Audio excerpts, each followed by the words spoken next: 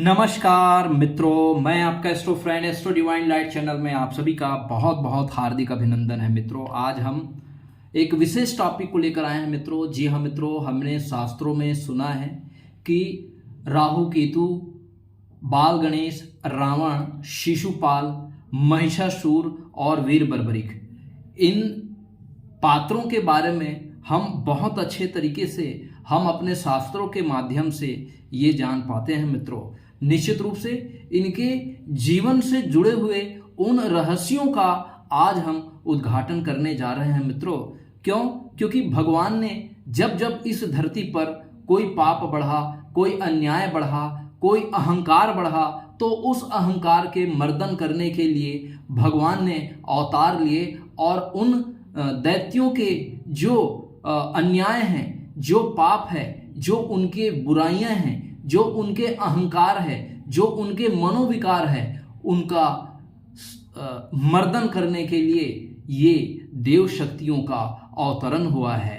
तो चलिए मित्रों, आज हम उन विशेष रहस्यों का ज्योतिषी महत्व के बारे में आपको हम बताने जा रहे हैं। मित्रों, पुनः आप सभी का बहुत बहुत हार्दिक अभिनंदन। जी हाँ मित्रों, राहु केतु की जो उत्पत्ति हुई है मित्रों, वो भगवान श्री हरि विष्णु के माया से उत्पन्न हुए ये दो एंटिटी है। मित्रों, एक बार जब देव और असुर दोनों मिलकर के समुद्र मंथन की योजना बनाए और समुद्र मंथन से जो अमृत का कलश निकला, उस अमृत के कलश को प्राप्त करने के लिए देव और असुर जो है वो लगे हुए थे। लेकिन देवों ने अपनी माया से इस अमृत को असुरों से अछूता रखने को कहा गया और इस अमृत को देव को देने के लिए कहा गया। तो भगवान श्री हरि विष्णु को इसकी जवाबदारी दी गई थी। भगवान श्री हरि विष्णु विश्व मोहिनी स्वरूप में ये असुरों को ये अपने माया से मोहित करके विश्व मोहिनी स्वरूपा भगवान विष्णु ने अमृत देवताओं को दिए। लेकिन वहां पर भगवान विष्णु के ही माया से उत्पन्न हुआ जो राहु है, वो राहु बहुत ही ज्यादा बुद्धिमान और बहुत ही ज्यादा चतुर होने के कारण उन्होंने छद्म रूप धारण करके, चंद्रमा का रूप धारण करके ये देवताओं के स्थान में जाके बैठ गए। मित्रों, और भगवान श्री हरि विष्णु के माया के अनुसार विश्व मोहिनी स्वरूप में राहु को अमृत पान करा दिए। और इसका विरोध जब सूर्य और चंद्रमा ने किया, तो भगवान श्री हरि विष्णु ने अपने सुदर्शन चक्र से उस दैत्य का, असुर के सेनापति का उन्होंने मर्दन किया, उसके सिर को धड़ से अलग कर दिया अपने सुदर्शन चक्र से। जी हाँ मित्रों, तो ये जो सिर वाला जो भाग होता है वो हमारे सूर्य का ये भाव होता है। सूर्य यहाँ पर ऊंच के होते हैं मित्रों, और यहाँ पर आपको दो दो नक्षत्र दिखाई दे रहे होंगे। कृत्तिका के नक्षत्र ये भी सूर्य के नक्षत्र है, और केतु के जो नक्षत्र होते हैं वो भी गर्मी, आग या फिर फायरी नक्षत्र होने के कारण यहाँ पर सूर्य की गर्मी बहुत अधिक बढ़ जाने के कारण व्यक्ति के अंदर जो है अहंकार की भावना जो है वो पैदा हो जाती है। जी हाँ मित्रों, तो कहीं ना कहीं ये जो मनोविकार है, ये अहंकार नामक जो मनोविकार है, वो हमारे सिर पर बैठ जाता है। तो और इस वजह से और इसी अहंकार के कारण हम जाने अनजाने में हमसे जो है वो अनैतिक कर्म, अन्याय व पाप कर्म हो जाते हैं। और हमें पता भी नहीं चलता। और जब तक पाप की घड़ा ना भर जाए, जब तक ये अहंकार पूरी तरह से हमें निगल न ले, तब तक कोई देव पुरुष का अवतरण नहीं होता। उसी तरह से राहु का जो अहंकार है वो इतना अधिक बढ़ गया था कि उन्होंने अपने माया से भगवान विष्णु को भ्रमित करने का ये प्रयास किया। और भगवान विष्णु, चूंकि भगवान विष्णु की ही ये माया थी, क्योंकि राहु केतु एंटिटी को बनाना था, और सूर्य और चंद्रमा ने इनका विरोध किया, तो भगवान सूर्य अपने चतुर्भुज रूप में आकर के सुदर्शन चक्र से उस राहु और केतु नामक दो एंटिटी का वो निर्माण किए।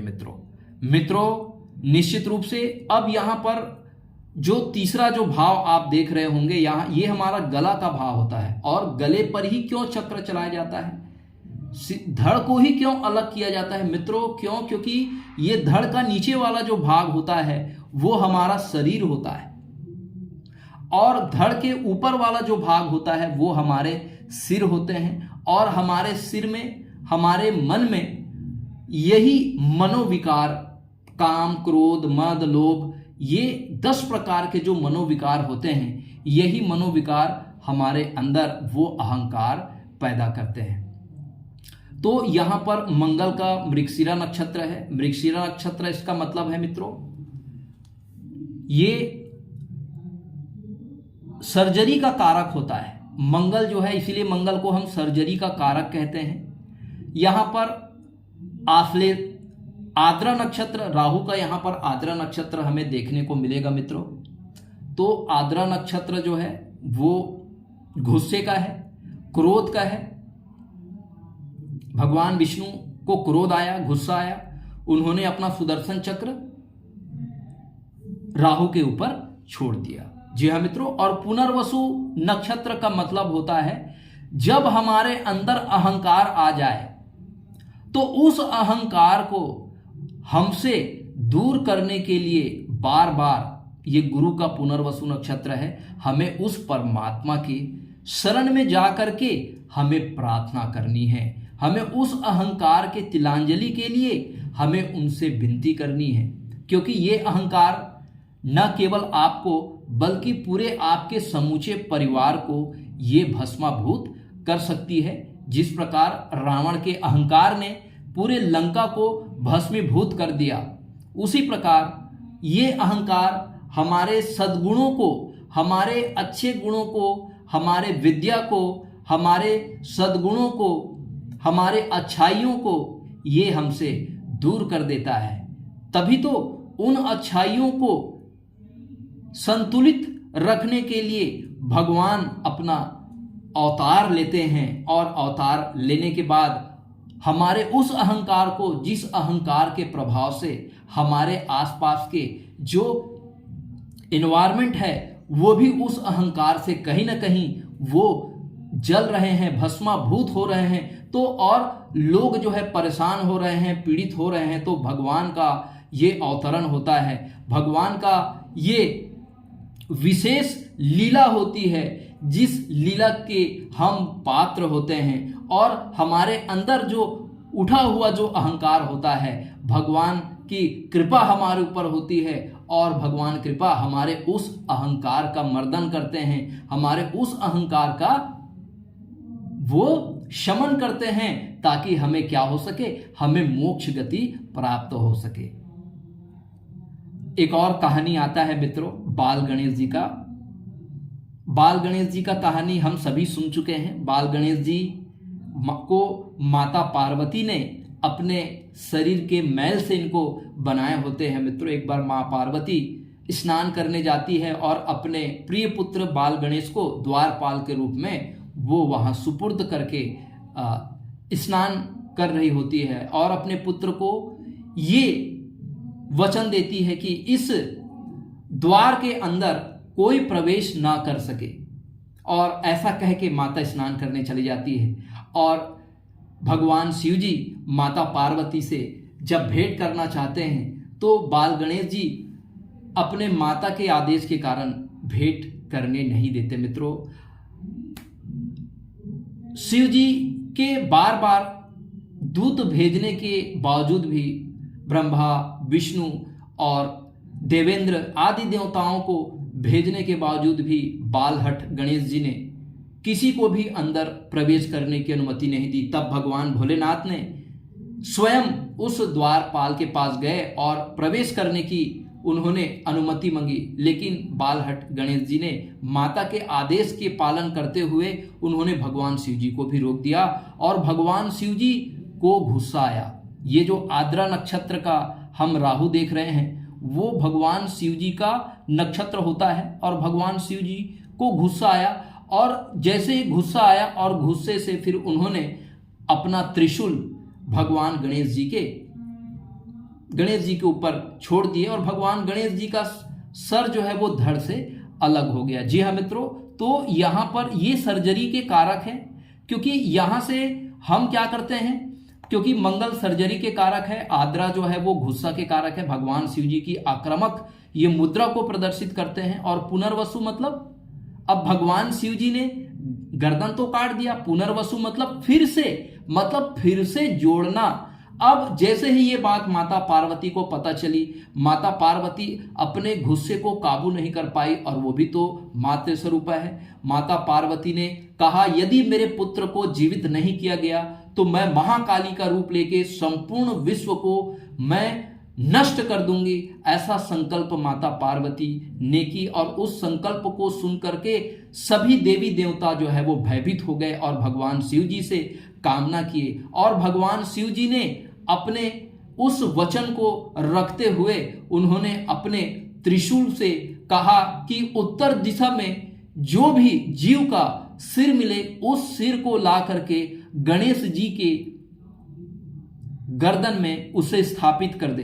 तो हाथी का बाल स्वरूप एक बालक बच्चा जो है वो जंगल में था, और उसी का शीश ला करके वो त्रिशूल भगवान बाल गणेश के गर्दन में उसको स्थापित कर दिए।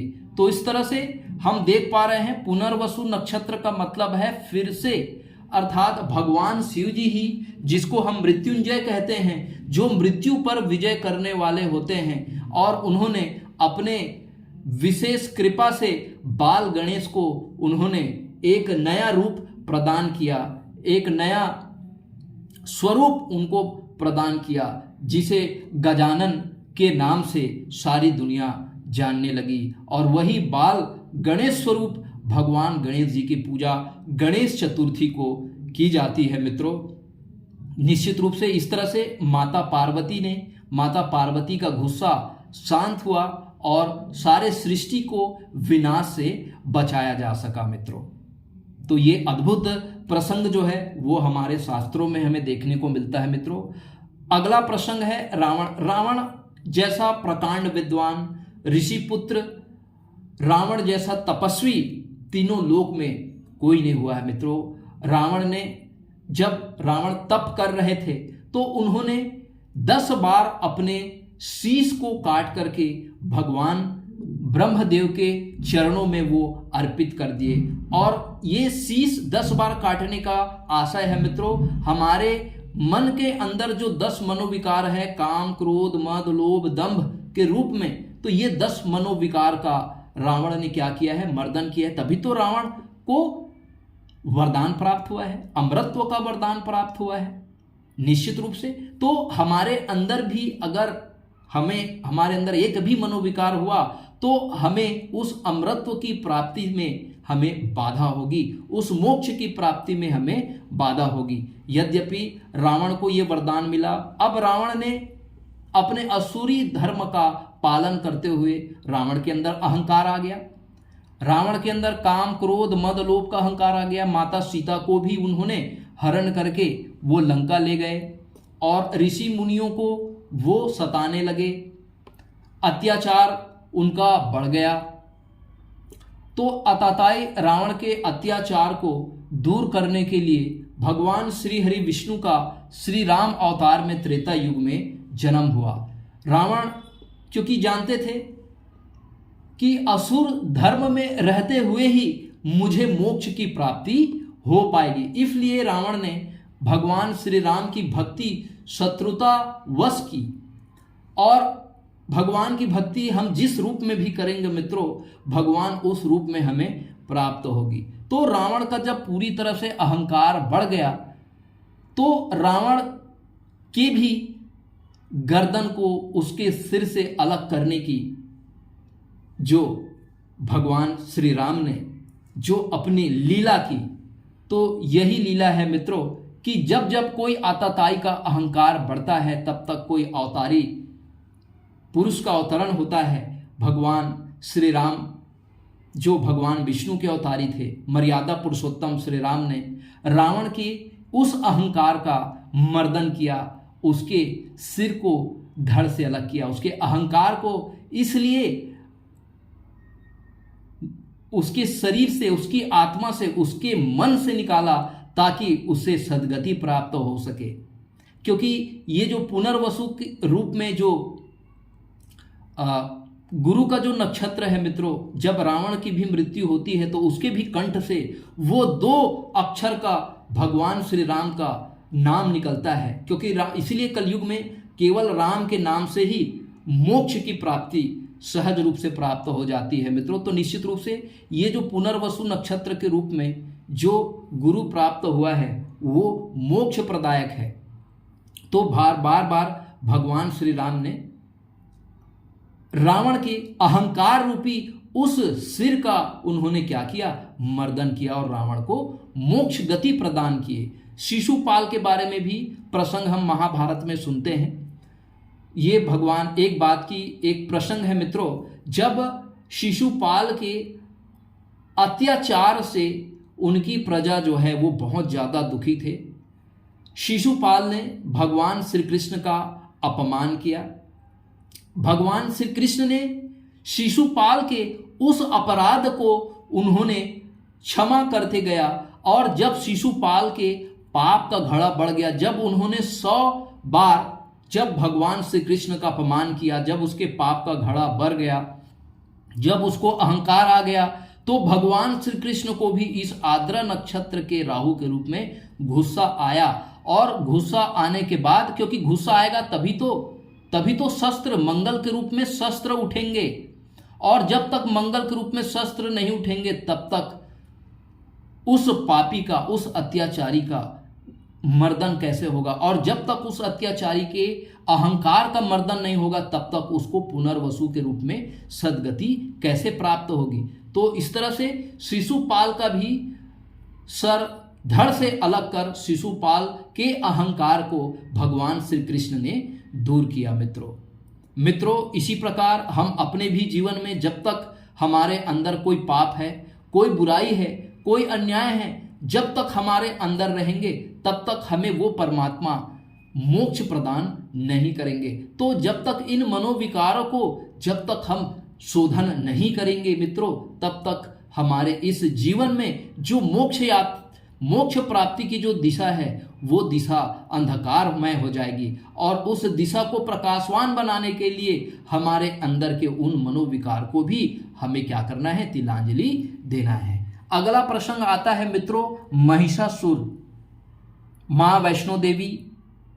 जब महिषासुर दैत्य का अहंकार चरम सीमा पर होता है, प्रजाओं पर, ऋषि मुनियों पर ये अत्याचार करते हैं, भीषण संहार करते हैं, नरसंहार करते हैं, निर्दोष लोगों की ये जघन्य हत्या करके ये अपराध करते हैं। तो उनके अत्याचार जब बहुत ज़्यादा बढ़ गए तो महिषासुर ने माँ वैष्णो देवी जगदम्बा स्वरूपा माँ जगदम्बा से इनको इतना अहंकार आ गया कि माँ जगदम्बा से भी इन्होंने शत्रुता पाल ली और माँ जगदम्बा से अपने अहंकार वश युद्ध करने लग गए। माँ जगदम्बा को जब क्रोध आया तो इस आश्लेषा नक्षत्र के राहु के रूप में उन्हें क्रोध आया, और क्रोध आने के बाद अपने शस्त्र, ये मंगल के मृगशिरा नक्षत्र के रूप में उन्होंने अपना शस्त्र जो है वो इस असुर महिषासुर के सिर को गर्दन से अलग करने के लिए उन्होंने छोड़ दिया और महिषासुर के उस अहंकार को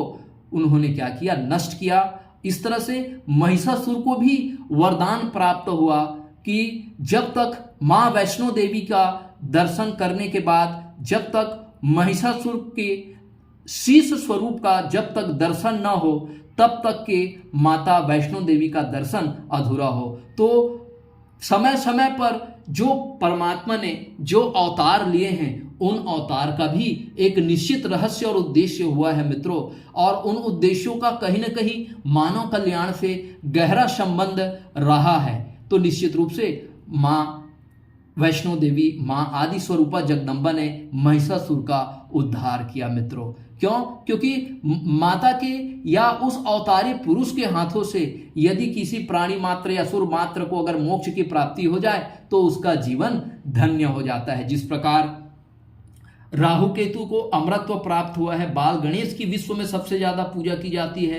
रावण आज अमर है, रावण जैसा तपस्वी। शिशुपाल भगवान श्री कृष्ण के हाथों मोक्ष प्राप्त होने की वजह से प्रसिद्ध है। और महिषासुर जो है वो उसकी बिना पूजा वैष्णो देवी का दर्शन पूरा नहीं होता। तो इस तरह से परमात्मा ने अपने असीम कृपा से, अपने असीम करुणा से, अपने असीम दया से वो हमारे ऊपर प्राणी मात्र पर वो कृपा करते हैं, जिनके वजह से हमें मोक्ष की प्राप्ति होती है, हमें अमरत्व की प्राप्ति होती है और हमारा ये जीवन जो है वो सफल हो जाता है। और अंत काल में महिषासुर को भी इस चीज का एहसास हुआ और महिषासुर का जीवन जो है वो धन्य हो गया मां आदिशक्ति जगदम्बा की कृपा से।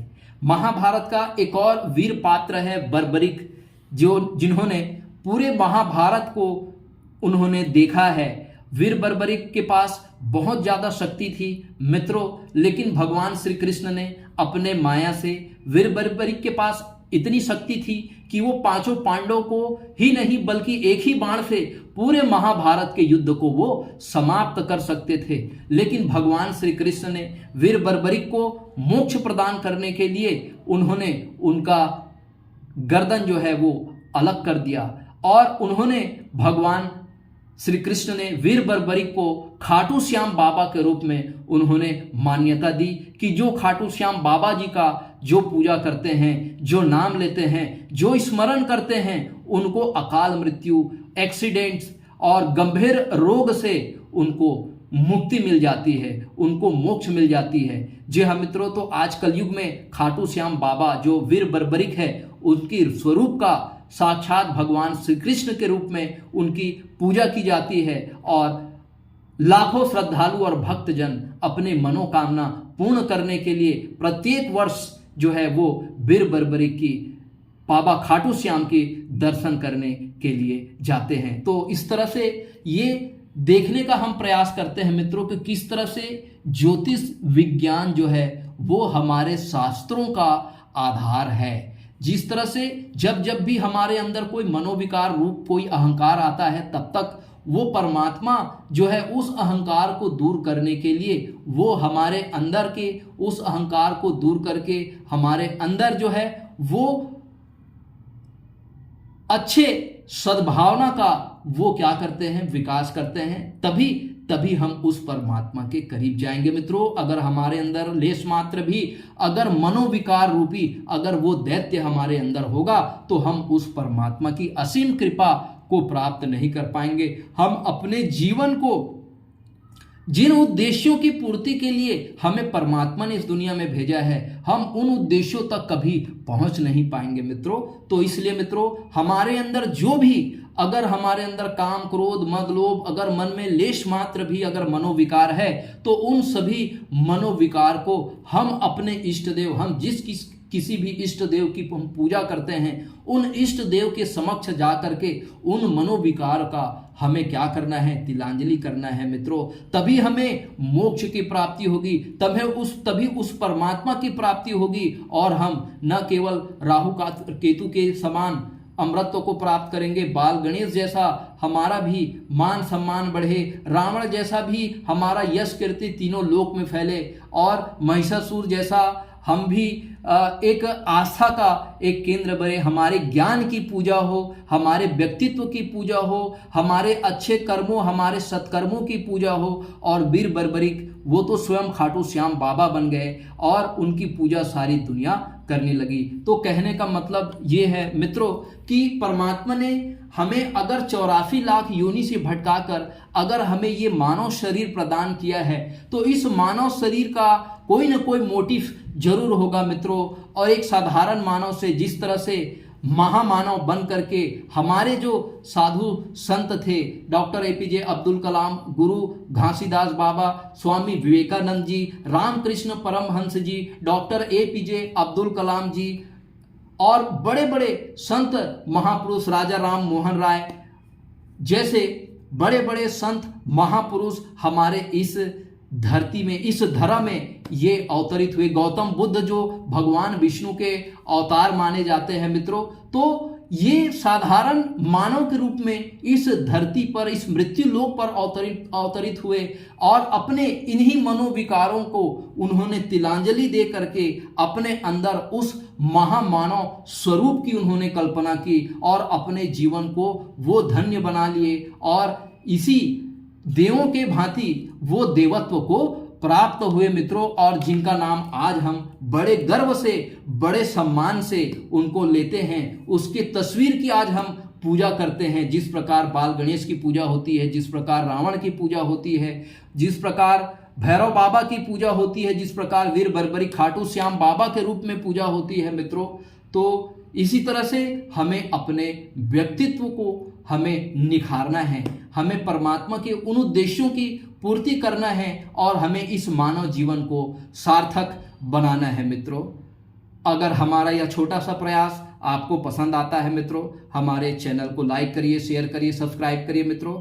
परमात्मा आपको स्वस्थ रखे, आनंदित रखे। आपने इतने धैर्य और सहनशीलता से हमारे इस कार्यक्रम को आत्मसात किया। परमात्मा आपको आनंद प्रदान करे, आपको दीर्घायु प्रदान करे, निरोगी प्रदान करे, आपकी मनोकामना पूर्ण करे मित्रों। यदि आपको अपनी कुंडली का एनालिसिस कराना है मित्रों, तो हमारे एस्ट्रो डिवाइन लाइट चैनल से आप कनेक्ट हो सकते हैं मित्रों।